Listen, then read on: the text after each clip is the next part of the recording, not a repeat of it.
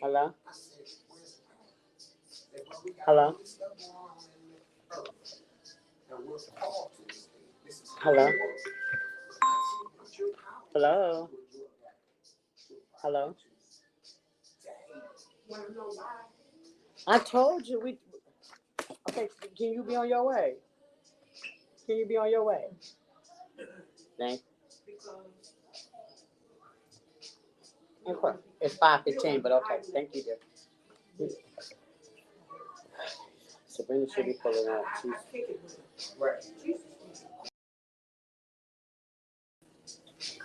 Let me just. I need to check it.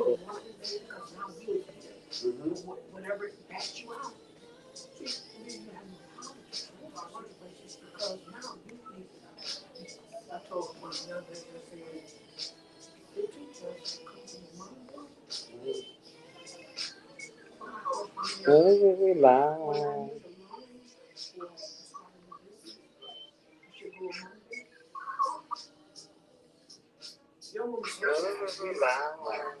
You said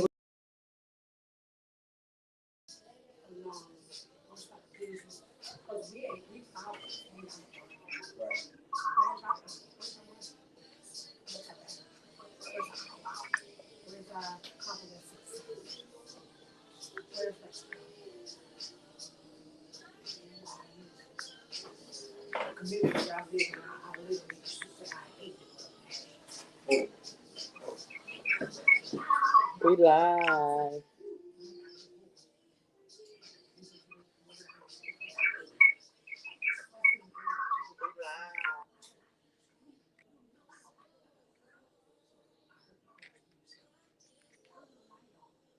Yeah, we live.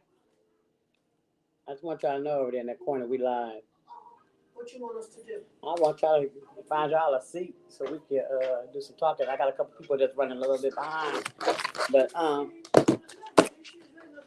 yeah, I'm gonna let you figure it out because y'all over there yipping yapping and stuff. You know what I'm saying? Me and Miss Destiny over here getting ready for our podcast like we always do every Monday when she show up. Oh yeah, I'm on everybody today. I see. I'm on everybody today. I'm in full personality. Yes, I am. I'm in full war gear. See, I got my army fatigue on. I'm in full war gear. I'm gonna go behind you because we got time to use the restroom. You sure do. Go ahead on, honey. He's in there first. Oh, there's a second bathroom over there if you would like to go to that one, ma'am. So yeah, you can walk on past. You know, we got Miss Sheila in the building. You know what I'm saying? You know, we got Miss Sheila and we got Miss Anthony in the building. We got a couple people running a little behind. I'm still eating. But Destiny's being greedy. I want to eat up all the snacks from everybody and stuff. I'm just gonna drink a bottle of juice from everybody. You doing me wrong. You know what I'm saying? We're on live already. We're live. We're on a live podcast. See you later. Bye bye. Thanks, kids. But be live. They're gonna feel some of this in a minute. So you guys, whoever don't know, our podcast today, we're talking about trauma.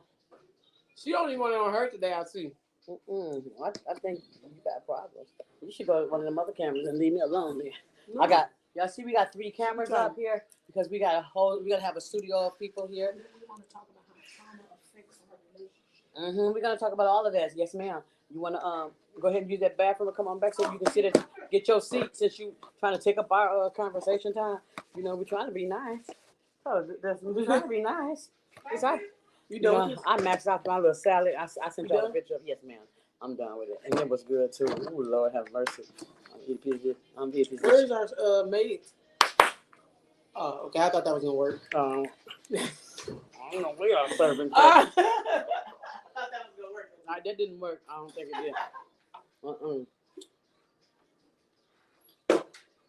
No, ma'am. That didn't work. But we are live. We're live and in full effect. In full effect, we're live. I'm back at it. You need glasses. My reef. you know if you need your glasses or not. No, I didn't know we was gonna have this paper. Okay. I just was just giving out some information. That's what I like to do. I like to be informational, you know, let people know what's going on or where I'm at, so we can all kind of get a feeling for each other. and everything. Trying to bring a few more people in.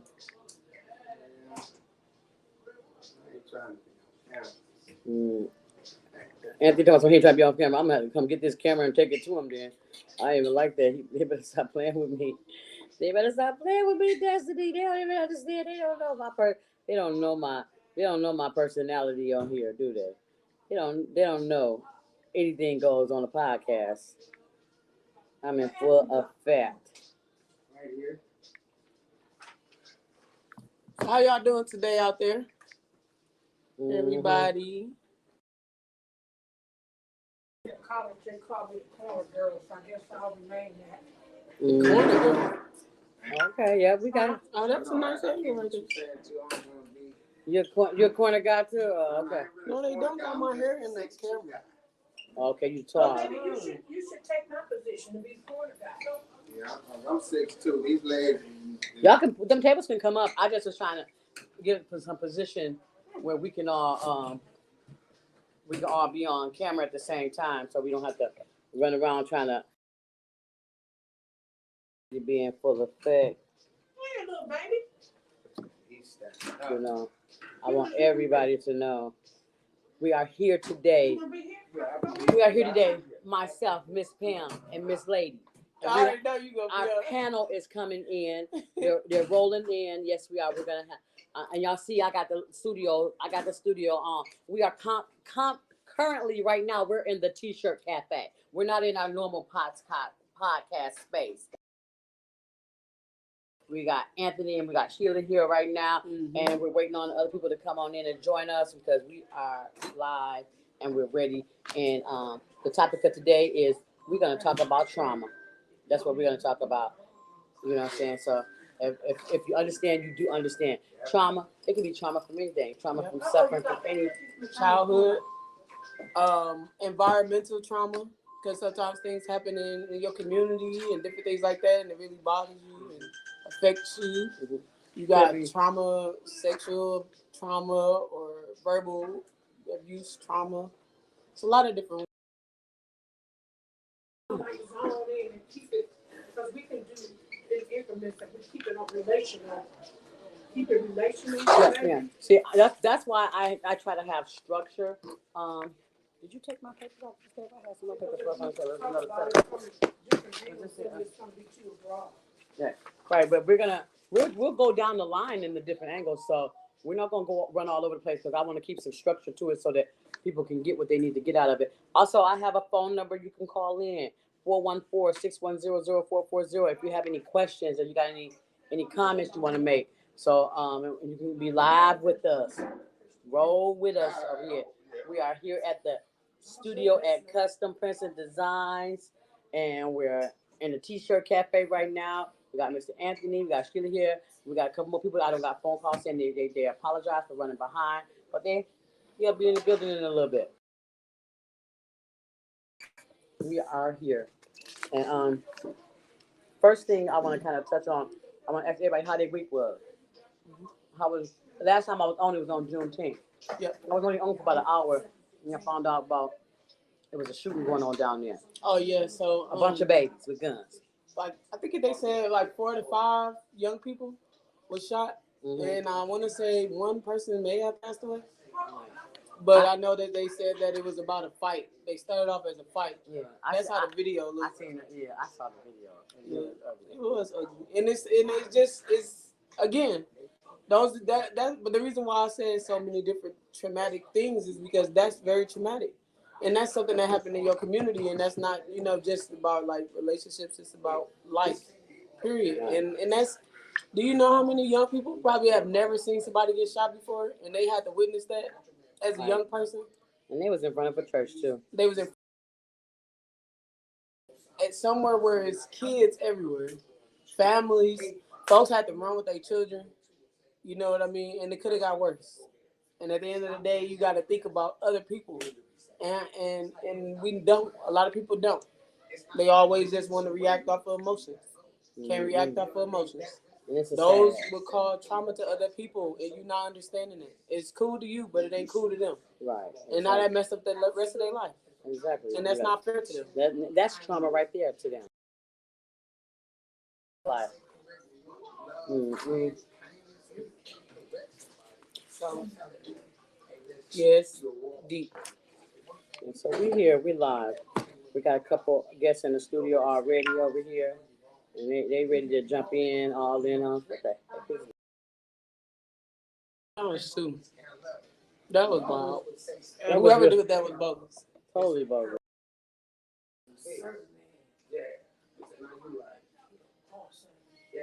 Yeah,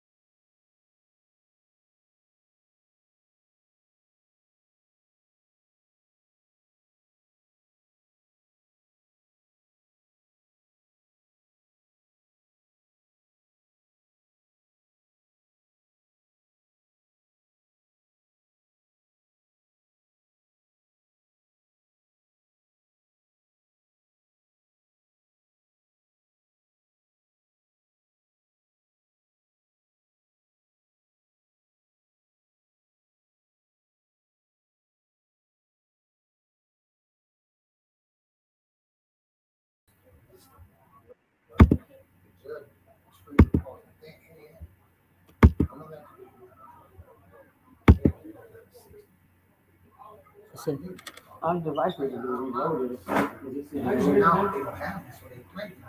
Now, When you get down, we're not on they there. just tell them, you doing it. Or they can say, well, people that got robbed, they robbed. All three of them. But I know I'm just at least they say that he can talk. God didn't want to so he died. I just started to listen. Hey, tell them. So you're right. You might commit suicide. Hold on. There's too much volume everywhere. Now let's try this.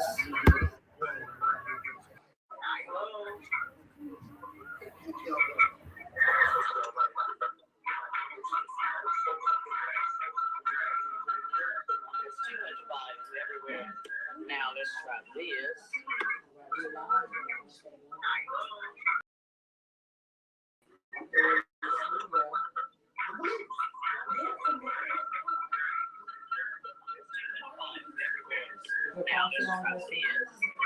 Mine's on. You mean on live? Oh, I don't got it. Mine's on. Mine's just that's all. I'm trying to figure out where that noise coming from. That reverb. Because we live. That one stuff like this? Yes. I don't mess with the fair. We start at 5:15, guys. We're on live. We're live. We're on a live podcast. Could y'all please walk out the studio? For real. I'm serious. This is too much. It's different when the little kids doing it. Now the big kids doing it. Ain't nobody respecting what's going on. Thank you. At this point, Jill, can you hear us now? Yes, now I can. We can. Okay, good. Thank you, Jill, for helping us with our technical difficulties. Okay, so we're live, and what we have going on here right now, we got I got Miss Destiny right here. Y'all see her?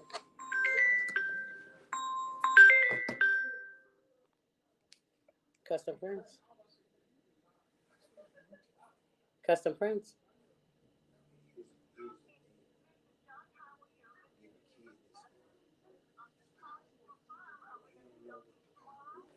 Yes, that's fine. I'm in the middle of a live podcast right now. Thank you, but yes, that'll be fine.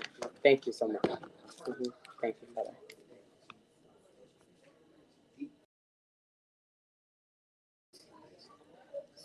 Everybody wants to talk on the phone now. I got kids around. I don't got hot. Did you get hot all of a sudden? Because I got hot all of a sudden. So yeah, we was asking everybody how was their weekend. That's what we was doing. Yeah. Before I found out y'all couldn't hear us. Right. And we was talking about Juneteenth the weekend and how them young people start shooting down there. I'm just mad these young folks getting hold of these guns. I don't understand it. I don't get me wrong. I understand it, but I don't understand it. I know how it can happen, but I just don't know why it keep happening. What is we gonna do as a society? Just kind of slow this down. Try to make what can we do? You know, what can we do? So, first of all, it sucks, but we got to start having more radical people out there that's not scared of these young people. And it's crazy because we know that young people really don't care nowadays. They ready and quick to disrespect anybody. You know, they feel like they got that little firepower, and that firepower when they don't even understand, and they don't even care. They have no regards for life. When you disregard somebody's life, when I don't care about you living. They don't even care about themselves first. No, they could care about themselves. They don't care about themselves, so of course they're not gonna care about. And you pull out a gun in front of at a live event full of people, when people are packing up to leave and everything. Anybody got cameras out? Right, and there was plenty of cameras out. They got plenty of footage. That's how the young man, 15 years old, and don't care. 15 years old, shoot. I remember back in the day when people were they was afraid to even be seen on the camera. Now kids is like pulling out the camera before they start doing it. And setting it down, put it in the right position to make sure everybody's seeing them. They see exactly what I'm doing. Mm-mm. Somebody want to be somebody else's girlfriend or boyfriend in jail. That's all it be. That's what It's that something. is. Auntie. That's But what that trauma, is. this trauma is real everywhere. Here's what she said. You know, from She said she just read trauma. something. Jill said she just read something about a 2-year-old killed her pregnant mom. Probably got to go to a gun, and the gun went off. She wasn't deliberately trying to kill her mama. It's just something that she did. But that's also being careless with them guns. Right. That Who? mama Why are you leaving guns around for a baby to be able to get? give it access. And people be like, "Well, they know not to touch it." A 2-year-old know not to touch it, huh? Yeah, okay. My nephew That's saw, crazy. My nephew saw a gun. His eyes lit up like he saw gold. Like he saw the biggest piece of candy there was. Mm. Don't make no sense. That's Yeah. deep. That's deep. Mm-hmm. How was your weekend? My weekend was long. I feel like the more I try to get done, the more I had to do. Yeah, I know And what you that mean. kind of irritated me really, really bad. But you know what? I persevered and I pushed through and I kept doing what I had to do Yeah. in order to make it work. You know, I ain't gonna say it was perfect, but it ended like I wanted it, but it was good. Yeah. So I'm here. Yeah. I got a smile on my face. I got light skin next to me. Yeah, I'm gonna tell you, I got this paper. I had printed some stuff up. I need my glasses on. I gotta clean my glasses on. I got my dress on. Got my earrings on. Got my scarf on. I'm ready for war. She said she ready today, y'all. I'm ready to come back on Destiny. I'm ready to come back on Destiny. And our guests over here. We got our guests over here, y'all. We got a couple guests over here. We got Miss Sheila. And we got Mr. Anthony. I call him Mr. Provoking Thought himself. You know, that's him right there. And that's Miss Sheila right there. All Afrocentric with her hair in an updo. And then now we got coming in the door. We got coming in the door. I'm gonna run over there and see. Cause that one is coming up. You know, Bella Bingo. My 2 alarm system. I think I want to put them both in. What you think? Yeah, that's good. I want to put them both in. Okay. Knock them in. In this Lock room? them over there that way. My whole time room. You're not gonna- Bingo, let's go. Come on, y'all. Bella, Bingo. go see what Destiny wants. Come on. Go, bye-bye. Yeah, either way you want to sit, yeah. We got Lamont easing on in the door. We're waiting on Where they at? 1, Come 2 on. other people to Bingo. show up. But we Come on, ready to Bingo. get going. Bella, come on. Where they at? We're ready to get You going. probably gonna have to do it. Cause they ain't gonna listen to me.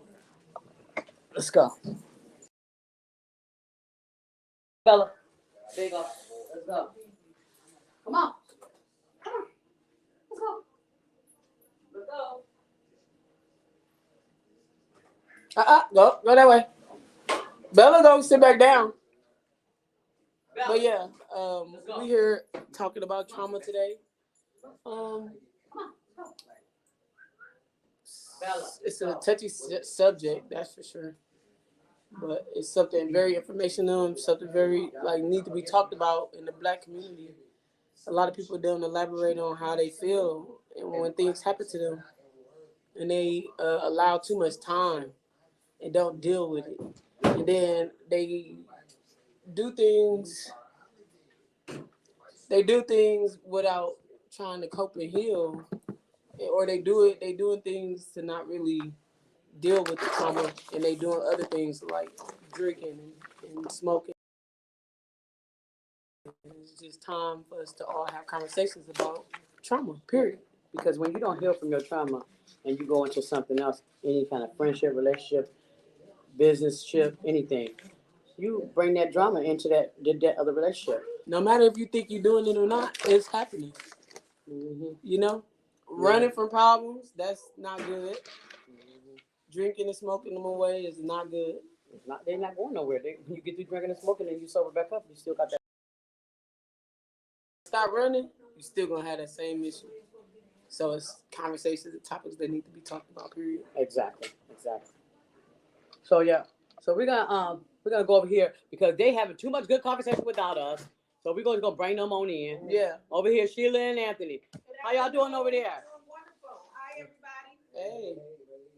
So would y'all like to introduce yourself and like tell us a little bit about yourself, or I mean, tell our viewers about y'all. Y'all want to share anything about y'all before we get started? Well, my name is Sheila. I am a woman of God, a dog lover. I love humanitarian, I should say. I rescue animals. I'm an author of my first book, Quiet Storm, Wounded I Was, Healed I Am. I'm an entrepreneur. I own an adult family home where I take care of adults with disabilities. I am a motivational speaker. That's pretty much what I'm about. Okay. All right, Miss Sheila. Okay. All right. And who you got there sitting next to you, Miss Sheila? Since he don't want to say nothing. Phenomenal conversationalist, Mr. Anthony. Okay. Mr. All right. Anthony. Mr. Provoking Thought himself. Yes. That's what I go by. Provoking thought, my name is Anthony, like everybody said, minister, entrepreneur. What I like to say is a guy that comes from the streets now in the streets. Mm-hmm. So, helping people with this past trauma, that's my passion. Okay. I like that. All right. And sir, And over here we got. I want to say he got his own camera. He doing it big. He got his own. That's what I'm saying. He got his own camera. There you go. My name is Lamont. I own 23 and 1 Publishing. This is shortly from a small town, Illinois, called Cairo. Oh, I used to live by Cairo. I used to live in Cape Girardeau. Yeah, it's right by Cairo. Mm-hmm. Moved here when I was 5. Father of 5. Great kids. Also on a kennel, dog kennel. Okay.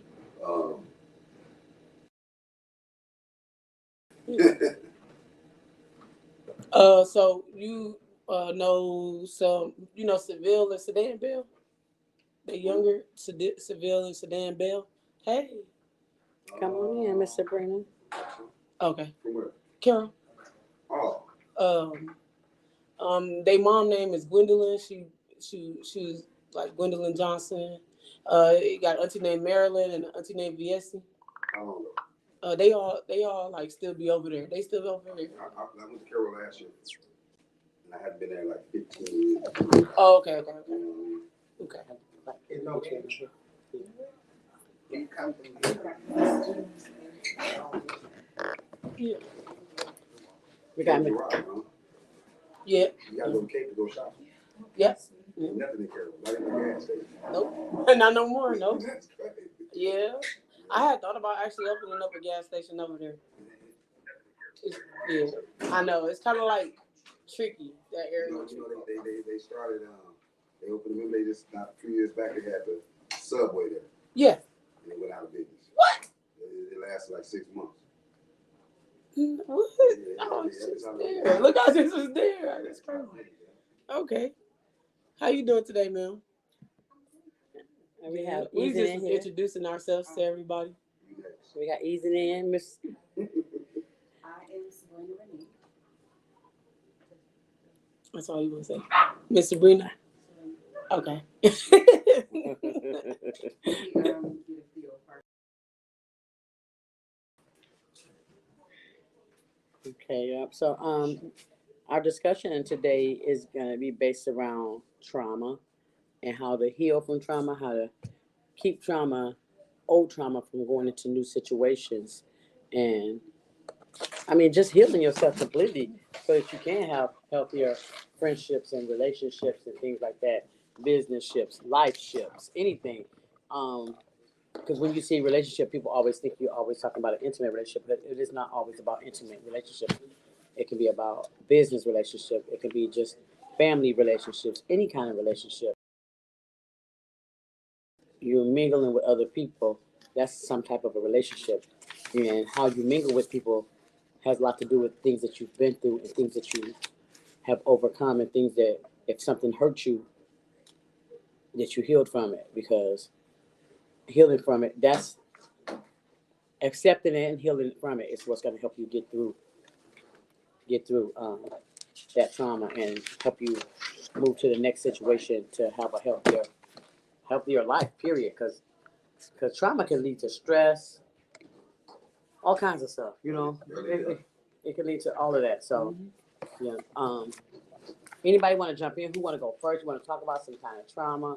What type of trauma do you want to talk about? Let's start in that area, and we'll work our way to the different types of trauma. So since I initiated this conversation, I often think that it makes sense to always lay the foundation. If we're talking about trauma, we need to educate our listeners and those that are that is. Because if I'm making an unfair statement, help me know. I think as a race of people in our African American culture, we're not really educated when we talk about trauma, mental health issues. We call it crazy. It's not called crazy. It's called mental health. So, and with trauma causes a lot of mental health issues. Is that correct? So if we're talking about trauma today, I thought that it would be fair to talk about how does trauma affect relationships. And I think that's kind of where we want to just lay that foundation. I thought was prevalent for this time that we're in, because we're dealing with so much anger. We're dealing with so many broken relationships. We're dealing with, our children in a home that's out acting anger. So that's what we want to just zone in on. I think if we lay the foundation and then we'll build from there. What is trauma? Right. What is trauma? And I think it would be fair if we just kind of like, maybe Anthony might just want to say, how does trauma affect us individually or in our families? So just to kind of simplify. And if you don't mind, I'll just kind of like just define what trauma is. Is that okay? Yeah, that's fine.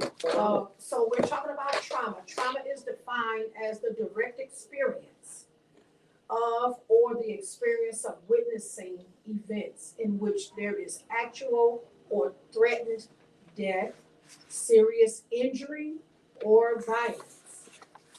That's trauma. It says events in which there is. So we know that something has occurred. Because it says there is actual or threatened. Actual or threatened. Okay. Death, serious injury, or violence. Then I'll just skip over that. It says trauma occurs when frightening events or situations overwhelm a child's or adult's ability to cope or deal with what has happened. I think that's deep. Yeah. So That's those are some key words. It says because if we talk about dealing with trauma as a child, that trauma, if it's not properly handled, Anthony, is that correct? That thing carries itself into your adolescent, adult, old age. And it started maybe when you were 7. Right. So now that thing outacts itself through relationships, through your job. It takes itself with you until somebody breaks the cycle or begin to address. Well, why is it that they fly off the handle so easily? And I just want to say this and I'll be done. Sometimes we look at kids and say, wow, they so angry, so mad. Well, have we ever sat down to talk to them and find out why it is that you always throwing something and breaking it? If we have conversation, maybe the child will say, you know what, I throw things because my dad was supposed to take me to the ball game. And I was waiting on him to come back and he never showed up again. So that's his trauma. His dad got killed. He was waiting for him to take him to the ball game. So now the little boy, every time he said he's breaking something, that's his anger, that's his trauma. So I think that's just kind of what I think we should just lay that foundation and just talk about how trauma starts. Yeah, just throw something in there before anybody else do. I guess when you think about it like that, when you look at it, that's kind of like when you say generational curses. you keep going through something, and you going through, and you put everybody else through it. You living, like you said, you've been living through this 5, 6, 7 years old. Now you 30, 40, 50 years old, and you're going through trauma. And every relationship and everybody that you ever dealt with, everybody ever crossed your path, got a part of that trauma that you went through, and that trauma is outliving you, because that trauma has more years of life than you have life without it, and that's a bad thing. That's a bad thing, and we got to figure it out and nip it in the bud, and we got to take it serious, because I know sometimes us as a community, like you said, we say it's crazy, acting crazy, you tripping, you know, as a people, African American people. That's some of the things we say, and I always said it, and I'm gonna say it, and I'm gonna admit it. I'm gonna own up to it. I always said, sure, you don't need no doggone therapy. Sure, you just need to get yourself together and forget that mess and get over that mess. You know, I can't tell you how bad something might hurt you, because the same situation didn't hurt me the same way. You know what I'm saying? I can't tell you that it's wrong for you to feel like that, because the same situation I went through like that, I didn't feel like that. You know, so I have to accept that what affects you the way it affects you, and I gotta respect that. And I gotta, if I'm gonna be in your life, if we're gonna be in each other's life, we got to figure out how we're gonna help you get through that, so that you can have a healthier, happier life, and not keep reliving that trauma every time you think you see something that color. You see, oh, he like that person that used to beat me. He like this, or he like that, or he like that person that hurt me. You know what I'm saying? You know what I'm saying? Because I can't say what might be a trigger to you in that aspect. And I'm wrong if I ever did that to somebody. And I'm sure I have, because I know me and my personality, because I'm always telling, well, you better get over that mess. You better shake it off and keep it moving. You know, and I never thought certain things would affect me the way it has affected me. And I think it took that for me to understand trauma that other people go through. So that's why we're here. We're just gonna. Yes. And I'm not afraid to speak about the trauma that I still am going through to this day. You said something that just kind of opened my mind up for a second, but molestation and sexual abuse. Me was molested by a brother, and I think probably like 8, 9 years old. I'm 51 now, and I still deal with that trauma. And I understand why I've been through the relationships and marriages that I've been through is because I never dealt with that completely. I always brush it off, try to do something else to take my mind off of it, but sometimes those things just don't work. You cry, you ball up, you get mad, you get angry, and then for your parents, as a grown-up now, your parents still want you to interact with that sibling. How? It's just not for me. So that's something that I'm dealing with, and I'm really glad that y'all chose to do this and have these different things. I didn't been through therapy. I'm a therapist myself, but I didn't been through therapy. I'm still kind of going through therapy too right now. But when it hit home as you, how do you deal? That's a great question. I think we should write that down, Anthony. Do you agree? Because we really want to build on this.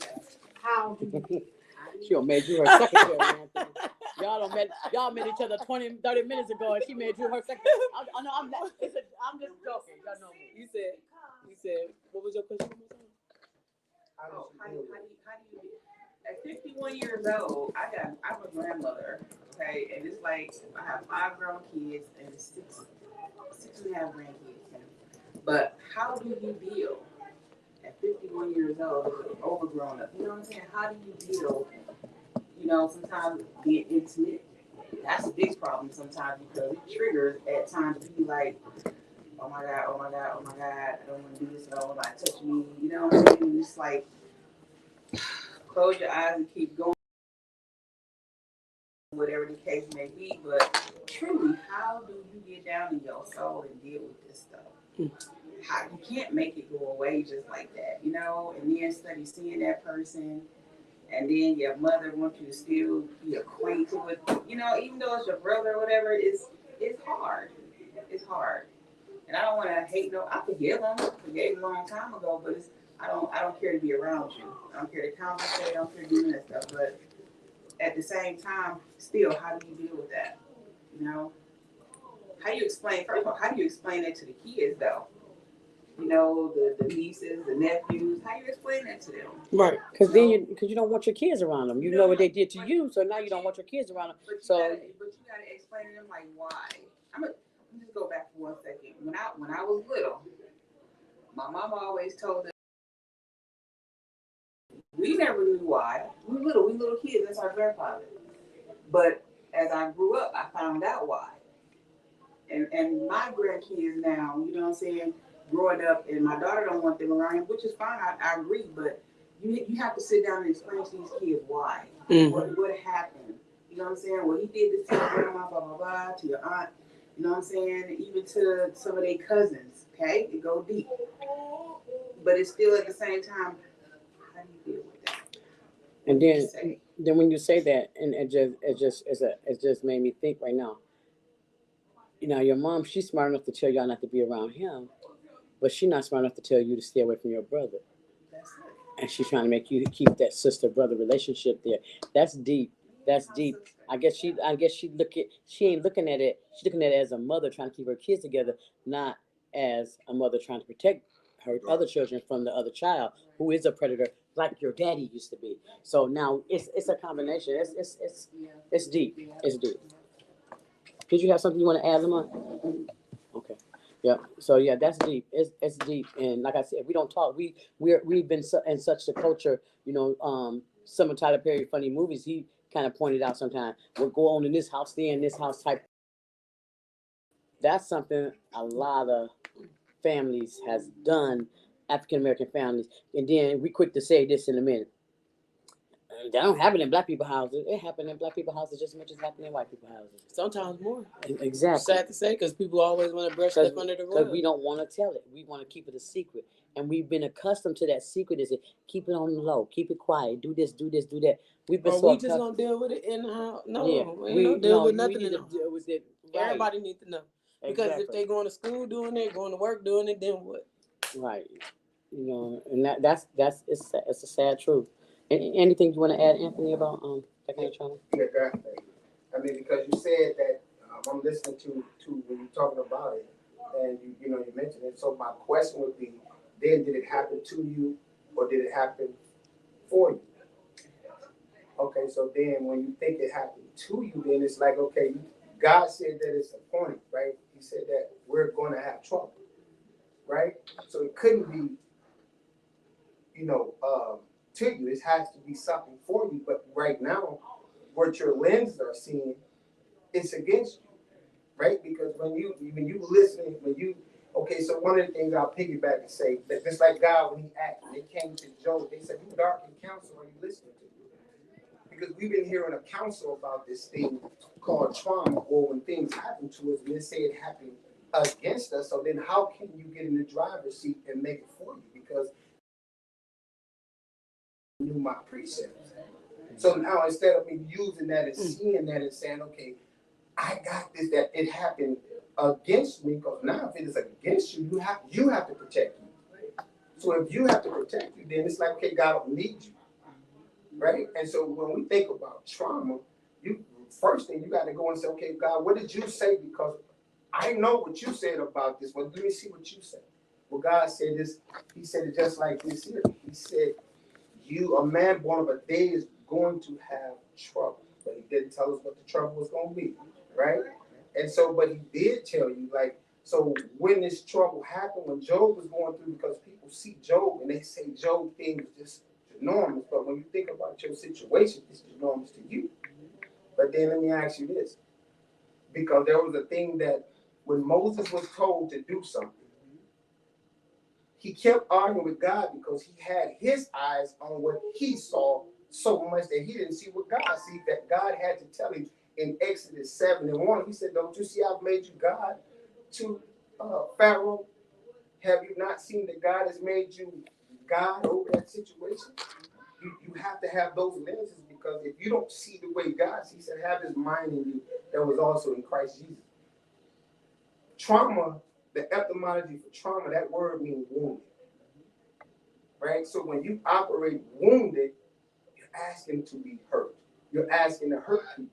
So how do I deal with this? First thing, you have to become God over that. Because if you don't speak to it right now, it's speaking to you. And so you're saying what it says. So the world say, man, that happened. A child molester, he molested that child. That was bad. No, it wasn't bad. It seems to us because we now have our way, our counsel that's totally against God. Because God didn't make no mistake. You think God couldn't have protected that child? So now when it happens, like I said, when we open our eyes, like we was talking, me and Sheila earlier when we came in, she said, what does this mean? I said, the light. You have not shined the light on that. Right? So you have to go inwardly and you have to know, like, hold up, man, God, it will be unfair for you to put me here unprotected, unguarded, and unguided. Because we walk by faith and not by sight. So the things that you see in your head, just like everybody here said they're doing something. Well, each one of us, we saw it in our mind before it materialized. Just like you said, if I'm having intimacy, you see, oh no, I can't do this because of what you've seen. So now that place to understand that, hold up. God said I wanted a family, so he created us. Right? He also said, what I've made, I need y'all to control. So we in this earth, we have to be in that driver's seat of the things that happen, because you got to know that it had to happen for you. Okay, I'm going to say it this way. You sat here with $1 million, millions and millions and millions of dollars, right? Until you see it, you sat here with, he said, come learn of me. See, that was 3 things he said when he said, come unto me. And this is what we do different. We see, we experience, and we deny the power of God. But he said, come, learn, and execute. Because if you're going to live here on this earth, we have to execute. We can't be wounded. We can't be victims to nothing. Because if you don't do it that way, then we stuck with this. Because the world is saying trauma is bad. It's a lifelong, and you're going to be doing this. And so, but you forgot a principle. That's a man thinking. So is he. So you're stuck with your thinking. And the only reason you're stuck because God, when he said, come unto me, he was telling you about oneness. You have to become one with God. You got to know that there is no you without God. So you need to operate with that knowing that, hold up.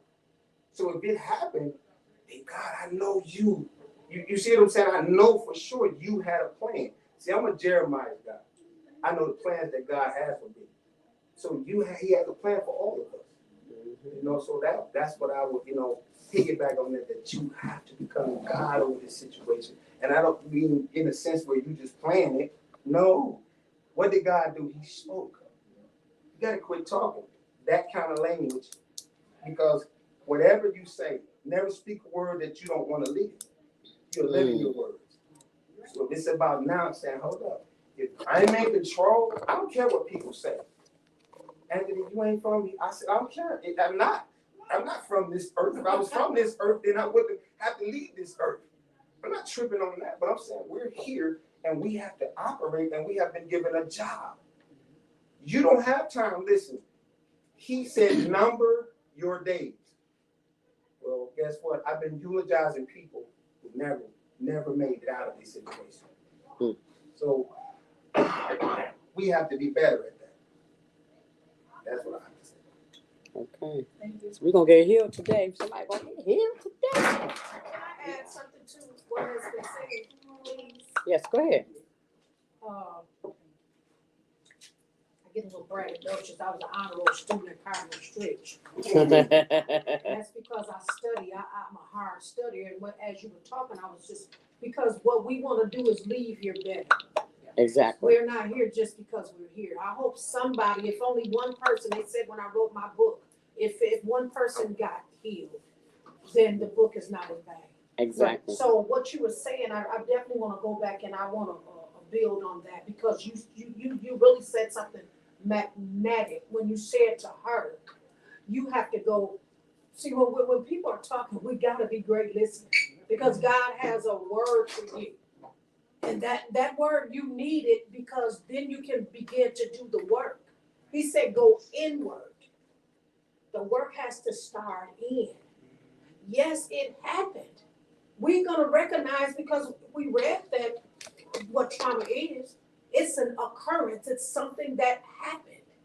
Okay, we know that it happened. So how do we become victorious over the victimization? How do we bring it out? But we can be victorious and then we can start helping other people come out. Because if we talk about, again, I go back to the book that I wrote, Wounded I Was, Healed I Am. I was cut. There's a scar on my arm, you see it, but it ain't bleeding. I'm going to tell you how I got healed. There's no need for me to continue to talk about the scar.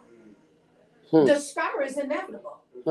You can see it. Jesus had nail prints in his hand, and you know that was inevitable. But he wasn't talking about the nail prints in his hand. He was resurrected. We need to be resurrected from the scars that we have.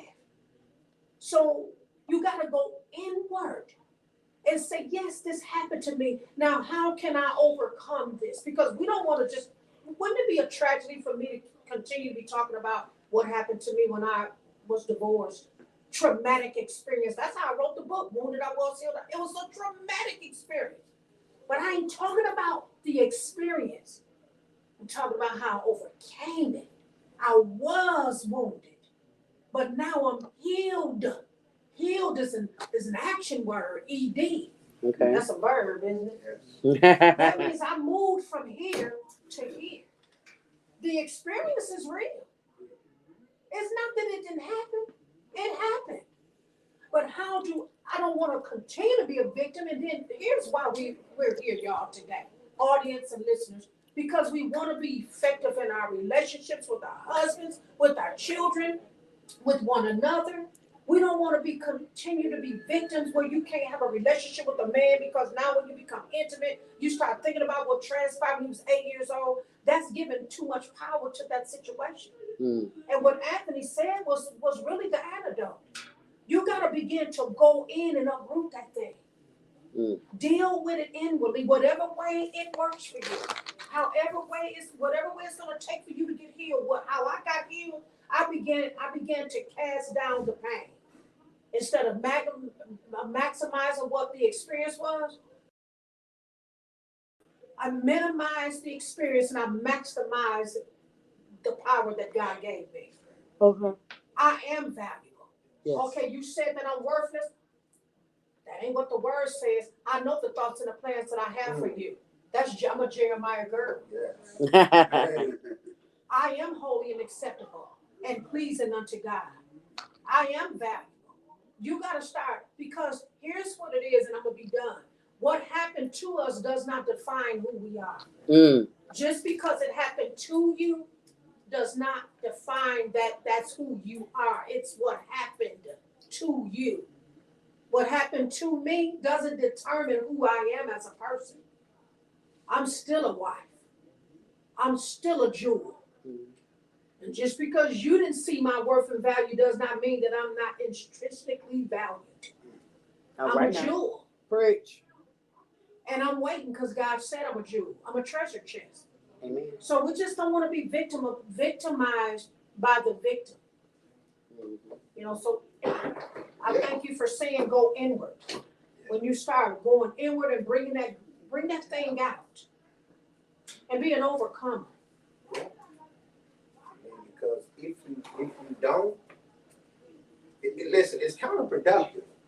Because think about it. If all of us right now get smacked, it will not be the tears. It will not be the smack that affects us. I need a smacker. Okay. No. I just don't want to get smacked. It will be sure. It will be what we think about the smack that we carry. Right. You only live in what you think. Right. Because the incident is gone. Mm-hmm. And so many people think that, like I said, when you don't understand, see, this is why God said, blessed is the man that walks not in the counsel of the ungodly. See, we have intellectual people that we think have information that's valid. But bro, I'm a spiritual being, so I need to know what's going on after. Because if I get hit right now, it ain't gonna be me getting up off the floor. It's gonna be me driving home and saying, "Wow," and that's gonna be me with me. So then I have to understand, how do I fight this thing? Because now we're going outwardly, and somebody can say something sound good, and now we're taking it, we're applying it, but we know for sure when we look at this inner city condition, not just the inner city, but we're gonna speak because we're talking about this. Come on, who can we point the finger to? You know what I mean? We got a lot of angry people, and people saying, "Man, they angry for blah blah blah blah blah blah blah." It's like, no, bro. If you knew anger, you would know that it was a spirit. You cannot put your hand on that thing. And so when you're looking at trauma, you can't put your hand on it because now you have a dialogue of the trauma. So I hear people all the time. I'm saying, "Bro, who you talking to? Who you be talking to? What do you mean?" I said, trauma has a voice. I will never give my voice to trauma. Never. I don't care what nobody else say. You're not gonna tell me that I had trauma. No, I had trouble. Period. That's it for me. But I understand and I love this word because this is a problem that we need to help people to understand. Bro, you gotta start being somebody other than this. Mm-hmm. Because if you become, we could be victim of anything. He an entrepreneur. He could have been victim of fear. Mm-hmm. I ain't enough. I ain't got enough money. I don't know a lot of people. And he will still be without a business. Right. Angry. You know what I mean? Disappointed within himself. So I'm saying, like, we go inward regardless if we want to or not. The thing is to become practical and aware that, hold up, I go inward. I go inward. Everybody sitting here right now. Everything. If I ask you right now, hey man, where your problem at? You're gonna go here. Each one of us. So why are we playing this game and then trying to bring it and say, hey, they said my problem is that I don't you know, so I have these issues with people, or not the issue, but conversations with people, and I say, man, listen, something has to be wrong. We have too much information out here for us to be in this condition. We gotta be missing the mark somewhere. So when God gave it to me, it's like, hey, they're not playing a spiritual game, they're playing a natural game. And they're taking my word and they're trying to use it in the natural. But the word say the natural man profits nothing. You can read the Bible all you want. You can get on your knees and pray all you want.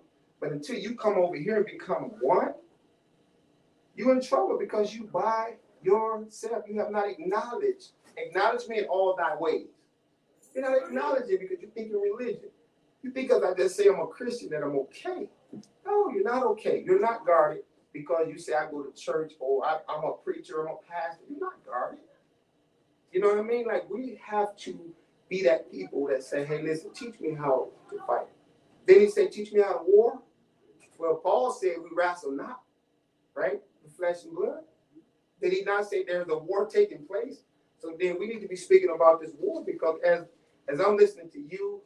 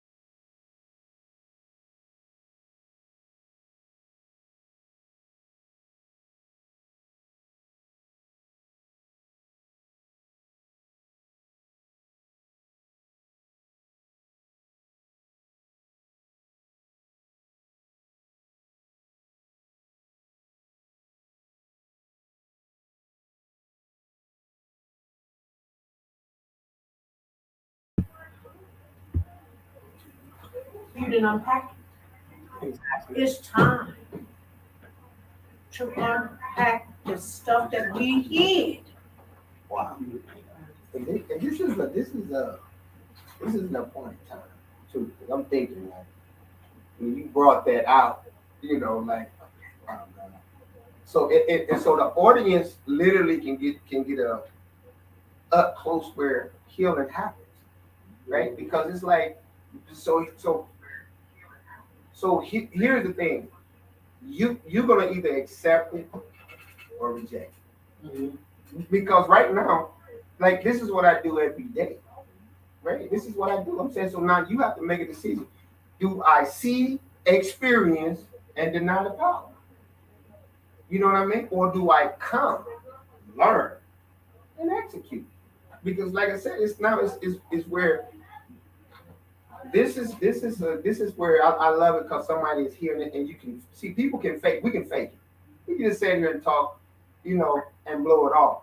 But when you find somebody that's in a situation, and all of us is here, and we feeling that energy, and just like when you came in, it's like, okay, I don't know what to expect, you know. But now we're here. It's like, hey, listen, because I know for sure this works. It ain't if it works. I know for sure because when you said, when I asked you this question, and then you said the scripture, you said Romans 8:28. That's why I said this is why I started to dominate. This scripture here helps me to dominate. I'm like, And we know.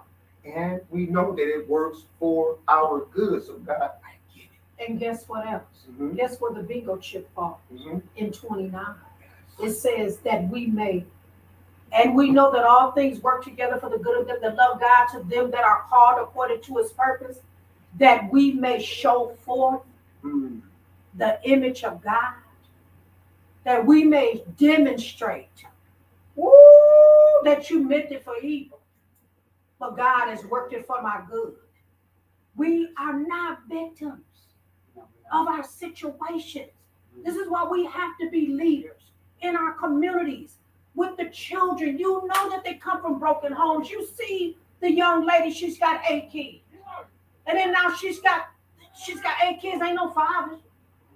You talked about power earlier. Jesus didn't demonstrate the power in the church. He read the scripture in the church, and then they said he passed the word back. The word passed the word back to the armor bearer, and then the word said down. The power is in the street. When we start changing communities, I'm a game changer. Yeah, I like that. But I was, and that's another thing. I'm sorry, I'm cutting you off. But I was just talking about this lately, like about people like this, you know, not going into the streets and ministering as much as we need to, or as much as it should be. Well, you know, a lot of people are sitting in the church. But when we talk about ministering, we're talking about wherever God plants you. And it could be in a broken community. Remember, I was telling you when I first moved, when I got the divorce, I was planning the 15-year anniversary. I loved my husband. Everybody know me. We were pillars in the community. He was the bomb.com. Broke my, shattered, grind my heart. He didn't shatter, he grinded because it was like powder when he got done with it. I was in the worst experience I've ever experienced in my life. But look what God took, look what he did for me. Now I can say it was good for me that I had been afflicted. That's going back to what you said. I went inward because I'm not what happened to me. It had nothing to do with me. Guess what it had something to do with? The shit he hid in trauma. I just was a victim of his circumstances. And until we unpack the shit, we going to keep bleeding out on innocent people. And that thing is going to keep trickling down. It's going to keep on snowballing.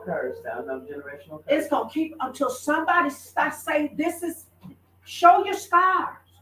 And then he already gave us the antidote. Go inward and find out, how do I overcome? What do I need to do? What do I need to? One thing is good is exposing it. That's where, honey, that's where it loses its power. Oh, yeah. When you expose it, when you show your scars, because somebody else want to talk too. Yeah. You was molested. Me too. How many men is mistreating their women because they've been molested and they can't tell nobody? And they sure can't tell us women because we talk too much. Ooh, Church women too. You talk too much. So they can't tell that they was molested by their brother when they was 8 years old, because men don't want to talk about that. But God has placed somebody in everybody's life, don't you believe that, to be a burden bearer. So that when I get with my person, or I get with you, I can entrust that pain to you, because that's how we get healed. So when we meet women, when we meet these men and they want to transfer some of their pain because they're trying to get free, never regurgitate something, a traumatic experience somebody has had and they share with you. You don't ever, if I don't say anything else today, never regurgitate somebody else's trauma. If they shared with you, they're trying to get it off them. They're trying to get healed. Would you believe that? Yeah. They're trying to get free. And so when they tell it to you, and then in your anger, or when you get upset with your boo, well, that's why you was molested when you was 8 years old. The fence is going up, the wall is going up, and the cycle is going to repeat itself. Oh, that is such a disgusting thing. Oh my gosh. So I got a question. So I don't know if everybody been read the Bible, you know what I mean? But I'm saying, what was the first thing God made? Man, Huh? man. Heaven and earth. Oh, In the beginning, God created. he made man. Man was on the last day. Oh, yeah. So the first thing God made was light. oh, he I thought he spoke and there was He light. said, let there be light. He said that the earth was empty and void, and the spirit, of God was on the deep. Yeah, okay. That's a good one. I have to disagree with Mr. Anthony, because in the beginning, remember I told you I'm a word girl. I am too. In the beginning, God said, he spoke something. And that's what, and you talked about how words give power. I could be wrong. I'm gonna let it sit there. In the beginning, God said, let there be, and it was. But that means that he created it then. But he said, what did he make? I said, He used his hands, and God made man with his hands from the dirt of the earth. But in the beginning, in Genesis, God said something, and it became. God said, let there be, and it was light. God said, let there be, and it was. Then I believe on the sixth day, you're going to help me, and God made, because now he's already spoke everything into existence. So now he said, well, I got all this beauty, I'm going to need something else. And then God took the dust from the earth and made man, and then he took out of man the rib, and then he created woman. So help me out. I'll be glad. I will definitely be help you out, because now we have to go back to, we know God said, I am a spirit, right? And so when he said in the beginning, he created the heavens and the earth was without form and void, and the darkness was up on the face of the deep, and the Spirit of God moved up on the face of the earth, and God said, right? But before he said, what did he do? He had to think, right? So when the first thing you see happening, he said, day one, and let there be light, right? And he said, this is the first thing. So the first thing he brought to the earth was light. So when you talk in creation, see, God don't have hands. See, this is when man took God, they made man. That's like God said. Remember when God said this in the scriptures? He said in Romans 1, you turned the heavenly God into a human made with hands. So now when people think of God creating, this, that he did it the way we do it. But he said, what he's doing is saying, I manifested my thought. Okay, the same thing he did for us. So when people go to his creation, they think about the dirt, and then they say, well, God created man from this, but guess what? We go to Genesis 20. Okay, I gotta go because I want you to see. Because I got a point. See where I'm at? Paint this picture. In Genesis 26, he said, and God said, let us make man in our own image and after our own likeness, and let them have dominion. I'm gonna stop here. But there was no man made. But he said, I created man. And 27, he said, God created man in his likeness, but there was not a man yet until Genesis 2 and 7. So who are these people? See, God creation is he created this spiritual thing that we're in. Now, when he created that body that placed us in, that's something different. But what we're dealing with, when you I think didn't of, put that I brought in the this light, No. is to the thing is for us. If we're going to build anything, if you're going to escape, if you don't not escape, I don't like escape, because you called to go in and dominate. So if you're gonna dominate, you at least gonna have to have your light on. But you got to operate as God, because people think of God. They ask me, man, who are you? I say, I'm God's thought manifested. Did you not say? I'm creating man. It was a thought. Nobody was materialized, and then we manifested, just like everybody's business. It didn't materialize until you made it what? A thought. So when we operate, we have to operate in thought. That's why the spiritual thing, we said something, we've been talking for a minute, but we said this. You brought it up. You said, why do God keep talking about guard your mind? Guard your mind, guard your mind. Right? And so when we get in this book, guess what? The spiritual side of things, a lot of times put to the side, because now we're drawing our natural senses, because we're reading this and we're like, this actually, like, hold up. Go in the scriptures and see that he said your natural mind profits nothing from this. So if you're telling me just like that chair is sitting there, you're missing the mark, because that ain't a chair. That ain't a chair. I bet anybody that's not a chair. That thing, this table, it's not a chair. It looked like a chair, because that's what we would call it. But you let somebody lose their car, home, chairs inside, guess what you're gonna hear them saying? That piece is gone. But we call it a chair, but it's really peace. You get a business, it ain't a business. You get a truck, it ain't a truck. But that's why you mistreat it. Why? Because you don't know the spiritual language. That's your peace. Lose it and see what you talk about. You're not going to say anything about the chair. You know what I mean? It's like right now, you just gave your peace over to trauma. Most people out in society, what they do, they give their peace over to the trauma and say, listen, please don't do me wrong. You know, please don't torment me so much. I go to church. I listen to you, sister. I listen to you, brother. Right? But then you can't fool that spirit. Just like when Paul and them was on that journey, there was that man that said, can I buy your anointing? But that evil spirit said, Paul, I know. Peter, I know. But who are you? See, that evil spirit called trauma is going to expose you, because it's going to whoop the mess out you. Then you're going to see, like you said, why men is in their house fighting their wife, because they're fighting themselves. Yeah. And the woman is just there, you know. That's it. She don't have anything to do with it. Yeah. But she's a recipient of it, because why? What we talked about. In darkness, we date. I'm telling you, everything we've been doing is in darkness. You don't know man or woman personality. You get with them, time develops relationship. By the time you realize it, you already locked in. That's deep. Now that's deep. You can't just turn. We can say we can turn loose. What we say about love, that's a conquering power. It also will conquer you. Yeah. It also will conquer you to a bad, broken wing. Won't it do it? You'll be stuck. Won't it do it? This is why you have to be mindful that when you come in contact with people, the first thing I do when I meet people is just pay attention to energy. Yeah. I don't assume anything about nobody. Because I know I can be, I assume, I guarantee you 100,000% of the time I'm wrong. Yeah. I can look at him and say, if he didn't say he owned it all them business, dog kettles and truck and all that, I would have never, you know what I mean? I could have just said, well, my man just look like he's a worker. You know, he probably got him a truck or something. I don't know. I could have been totally wrong. This man is an entrepreneur. But that's what we're doing when we're meeting people. We're judging the outside. Yeah. He have mannerism. She have mannerism, right? And she, guess what? Church etiquette, right?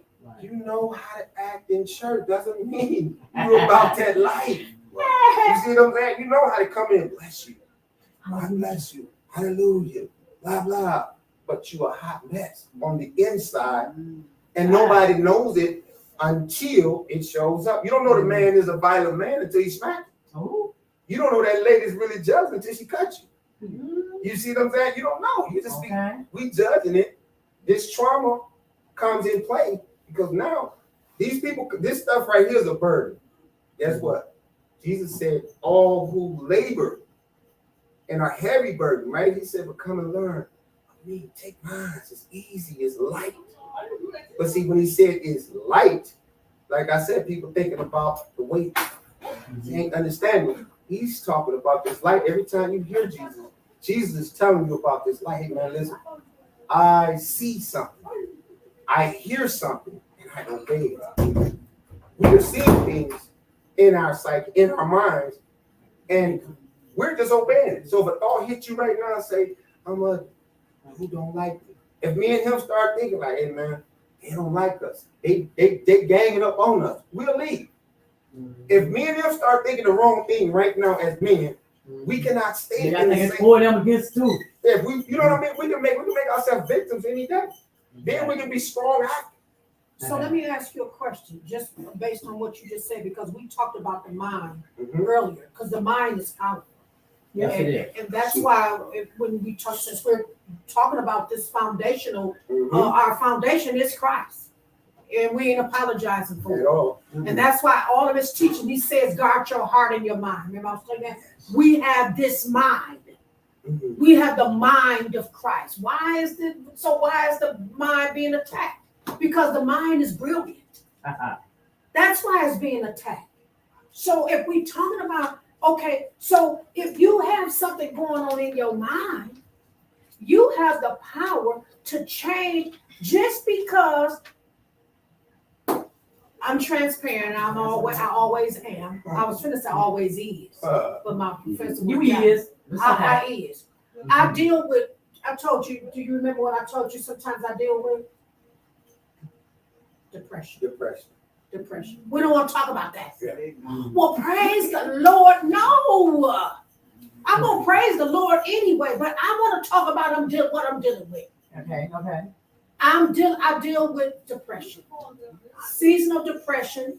I don't like to see animals mistreated. I don't like to see people when winter time comes, I really go through it. Because I know people freeze to death. And I got a rescuer's mentality, so I want to rescue all the people, all the animals, all the homeless people, and that puts me in a bad situation. Yes, I it want does. everybody well. But it don't work like that. So it puts me in a situation where I deal with this depressional thing. Then this relationship that I had here not long ago really shifted me into a downward spiral. Okay. So now we're dealing with these thoughts because the enemy wants to say, you know what, you are depressed, blah, blah, blah, this and that. This is what I'm feeling, but guess what? I can cast that down. Mm. I may be feeling depressed, but I ain't depressed. Watch how I do this. Ain't there's nothing for me to put no music on. We got to learn how to do warfare. Just because you think something, he told you was ugly, so now everybody you see, I am ugly. Somebody give you a compliment, that sure is pretty. You got on this whole thing. That comes from a past traumatic experience because he told you was ugly and fat. So now you want to be ugly and fat. Instead of, in my book, I said, take it off.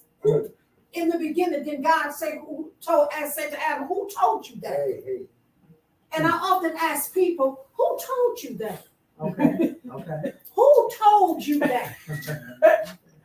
Who told you that you were? You can ask the average person if I would say to you, Pam, who told you that you were? And you just fill the rest of it in. Who told you that you were? You told me I was pretty. Who told you that you were? I ain't gonna lie. I tell myself, I wouldn't tell myself. Look, I ain't Really, gonna I want an always honest be like that. response. Who? That's because me. I don't really listen too much to people about myself, Okay. and I'm not trying to sound like cocky or nothing, but I don't. But Like, thank God I for don't. us that's delivered from the people that told us we were. Because people tell me I ain't saved. I don't go to church every Sunday. My name in the book, it was written in blood. Amen. I was chosen before the foundation of the world. If I never stepped foot back in another church, Amen. I was chosen. You can't block me. You can't Michael Jackson me out. Who's bad? You can't take me out the book. It was written in blood. I was chosen. Exactly. Before I was conceived in my mother's womb, God knew. KNEW mean we were intimate already before my mother conceived me out of wedlock. All right, preach. And we know that all things. I did everything everybody else in the book did. Rahab, Peter, Paul, James, and John, all that. And I'm a woman of God. Amen. And I got power. And I'm a game changer. I was just with my ex-husband today. Guess what? He see the glory of God in me. Why? Because I demonstrate love for a brother. Ain't that right? That's how we overcome. Yes. We overcome. We are overcomers. We're not victims. So when we have thoughts, we need to change. I like bringing my people to the table. I do, because I meet so many people from different walks of life, and automatically I bond with people, and because I'm a people person, and I like to bring my people together because it's like a mother. It's almost like a mother and her kids, you know. Even though we all in the same age bracket, you know what I'm saying? But we all in the same age bracket, you know.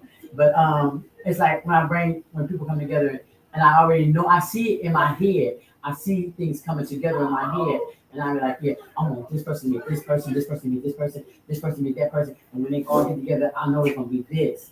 And a couple more people I wish was here, but you know what? I'm happy with the ones that's here because this for me, this is just a powerful moment because I didn't know what nobody was going to talk about other than when me and you first embarked on this conversation, when we knew it had to be a conversation.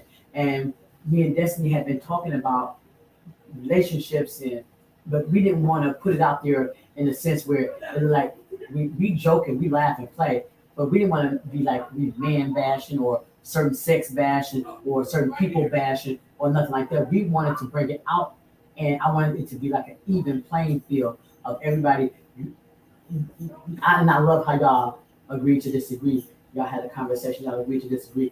And now, even after that conversation, you may think something later on, he may think something later on, and y'all may even be on the same page. Y'all may say, okay, yeah, I misunderstood that, so that's this, and or I misunderstood that this is so yeah, Mr. Anthony was right. Anthony was right. That made sense. Okay, yeah, I thought this was like that. I thought this was like that.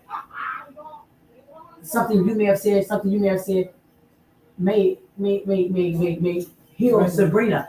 Lift that stuff up because Absolutely. I know it's been on her for years. We've been friends many years, you know, over 20-something years. So I know the burdens that she suffered.